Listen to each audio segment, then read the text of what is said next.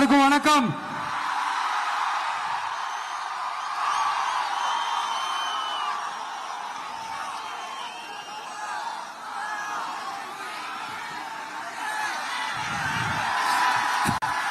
கிட்டத்தட்ட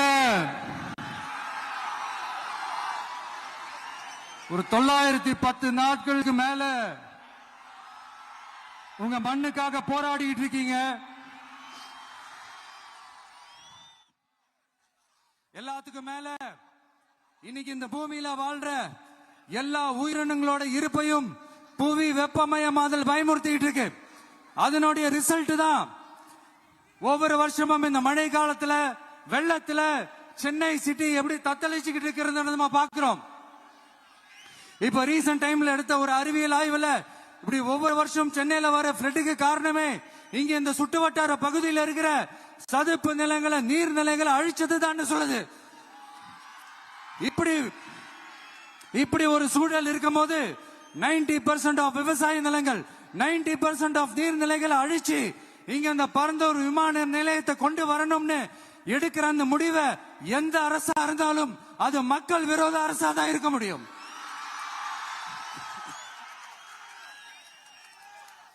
இப்ப சமீபத்தில் நம்ம அரிட்டாப்பட்டி பகுதியில் அந்த டங்ஸ்டன் சுரங்கம் அமைக்கிறதை எதிர்த்து தமிழ்நாடு அரசு ஒரு தீர்மானம் ஒன்று கொண்டு வந்தாங்க. அதை நான் மனப்பூர்வமாக வரவேற்கிறேன். ஆனா அதே நிலைப்பாட்டை தானே இங்க நம்ம பரந்தூர் பிரச்சனையில எடுக்கணும்.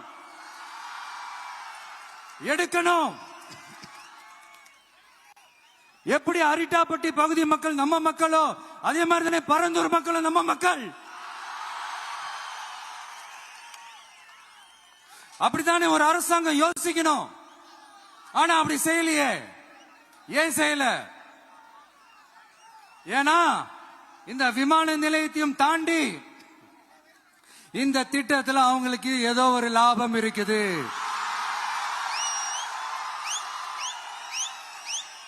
அத நம்ம மக்கள் தெளிவா புரிஞ்சு வச்சிருக்கிறாங்க.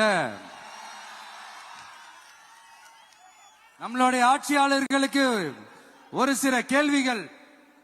நீங்க எதிர்கட்சியா இருக்கும் போது 8 வழிச்சாலையை எதிர்த்தீங்க, அந்த காட்டுப்பள்ளி துறைமுகத்தை எடுத்தீங்க. அதே தானே இங்கேயும் அதே நிலைப்பாடு தானே இங்கேயும் எடுக்கணும். அது எப்படி நீங்க எதிர்கட்சியா இருக்கும் போது விவசாயிகளுக்கு ஆதரவு, ஆளுங்கட்சியா இருக்கும் போது விவசாயிகளுக்கு எதிர்ப்பா? இது எனக்கு புரியலையே.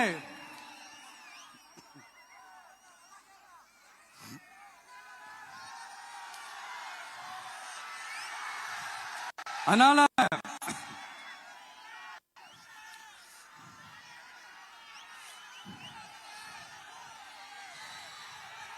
இனிமேலும் சொல்றேன்,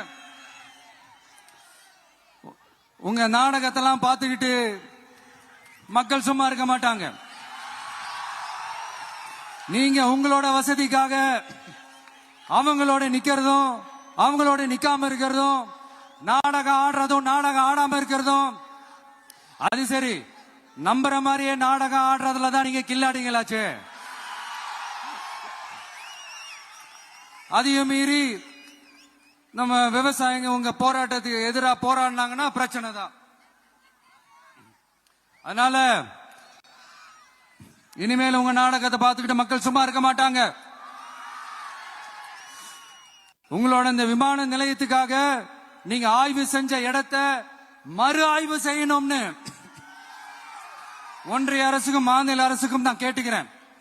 விவசாய நிலங்கள் இல்லாத இந்த பாதிப்புகள் குறைவா இருக்கிற இடங்களா பார்த்து உங்களுடைய விமான நிலையத்தை கொண்டு வாங்க. வளர்ச்சி தான் மக்களை முன்னேற்றம். ஆனா அந்த வளர்ச்சின்ற பேர்ல நடக்கிற அழிவு மக்களை ரொம்பவே பாதிக்கும்.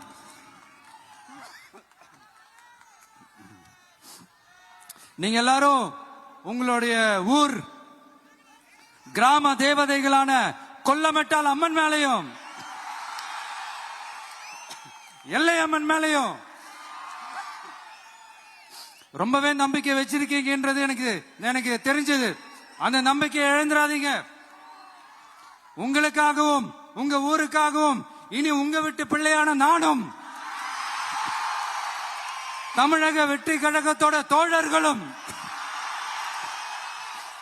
சட்டத்துக்கு உட்பட்டு எல்லா வழிகளிலும் உங்களோட உறுதி அளிப்பேன். உங்களோட ஊருக்குள்ள ஏகனாபுரம் ஊருக்குள்ள வந்து அந்த திடல்ல தான் உங்க எல்லாரையும் மீட் பண்ணணும்னு நினைச்சேன். ஆனா எனக்கு பர்மிஷன் கிடைக்கல. இங்கதான் பர்மிஷன் கொடுத்தாங்க. நான் ஏன் ஊருக்குள்ள வரணும்னு தடையின்னு எனக்கு தெரியல. இப்படிதான் கொஞ்ச நாளைக்கு முன்னாடி நம்ம புள்ளிங்க ஒரு நோட்டீஸ் கொடுத்ததுக்கு தடை விதிச்சாங்க. ஒரு துண்டு சீட்டு நம்ம புள்ளிங்க கொடுத்ததுக்கு. அது ஏன்னு எனக்கு புரியல. அதனால கான்பிடண்டா இருங்க, நல்லதே நடக்கும், வெற்றி நிச்சயம். மீண்டும் சந்திக்கும் வரை நன்றி, வணக்கம்.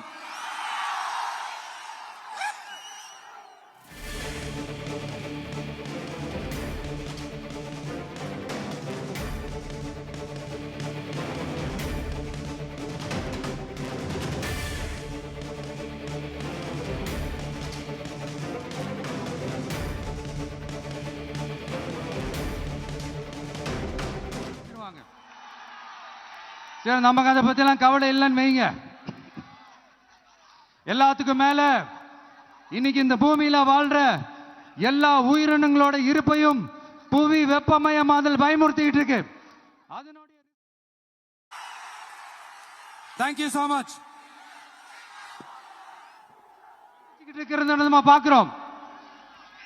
இப்ப ரீசன்ட் டைம்ல எடுத்த ஒரு அறிவியல் ஆய்வுல இப்படி இதுல காஞ்சிபுரம் மாவட்டம் பரந்தூரில் 1000க்கும் மேற்பட்ட ஏக்கர் பரப்பளவில் 13 நீர்நிலைகளை அழிச்சு சென்னை நிரந்தரமாக வெள்ளக்காடாக்கும் திட்டத்தை ஒன்றிய மாநில அரசுகள் கைவிட வேண்டும் வலியுறுத்தின. அது மட்டும் இல்லாம இந்த மண்ணுக்காகவும் மக்களுக்காகவும் நம்ம விவசாயிகள் பாதிக்கிற இந்த திட்டத்துக்கு எதிராக சட்ட போராட்டம் நடத்தவும் தயங்க மாட்டோம்னு சொல்லியிருந்தோம்.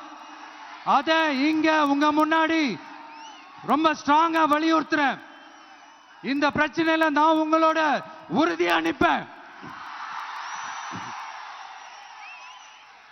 இன்னொரு முக்கியமான விஷயம், நம்மள ஆண்டுகிட்டு இருக்கிற ஒன்றிய அரசுக்கும் மாநில அரசுக்கும் நான் சொல்லணும்னு நினைக்கிறேன். நான் இங்க வளர்ச்சிக்கு எதிரானவெல்லாம் கிடையாது. ஏர்போர்ட்டே வரக்கூடாதுன்னு நான் சொல்லல, இந்த இடத்துல வரக்கூடாதுன்னு தான் சொல்றேன்.